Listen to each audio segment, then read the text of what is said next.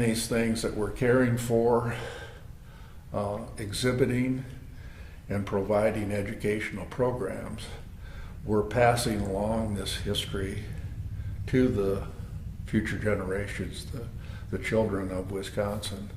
And it's important that this material is first of all preserved, but that they have an understanding of the past, so they can, knowing about the past helps with the present and going towards the future to solve all the, deal with a lot of the issues that we have today.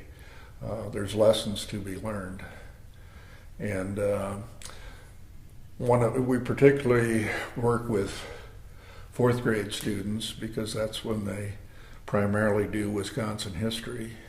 And in fact, the Wisconsin Historical Society has developed a fourth grade history book and lesson plans and teacher's guide to have students think like an historian. It's kind of an interesting process of looking at history. It really helps with a sensitivity too, doesn't it? That the more we understand about our state's history, the more we'll be sensitive to the problems that develop and how they develop. Right, because a lot of the problems that we're trying to solve today were the same kinds of issues that people were dealing back 100, 200 years ago. What to do with the land, to preserve the land, how to provide enough food. And healthy food. Right.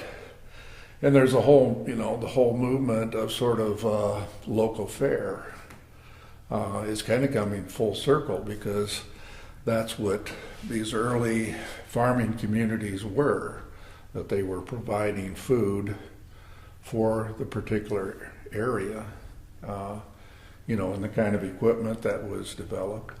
And so we're still dealing with trying to figure out those same questions today. So history is important for everyone. That's great, and thank you so much for preserving it and fighting for it and advocating for history and the preservation of history in this amazing place here. This collection, this exhibit, this site belongs to the people of Wisconsin, and we're trying to do our best to take care of it for future generations. And I would hope more people would get out around the state and just see what treasures there are with the state historic sites. And one thing I have to say is it's always great to go up north, but let's think about once in a while going out west. Right. Southwest Wisconsin is full of history and scenic beauty, and it's kind of a hidden treasure, but there's a lot here to see and do. Yeah, you go around a bend and you don't know what you're going to see in southwestern Wisconsin. Absolutely. Oh, yeah. That's tremendous. Well, thank you very much. You're welcome.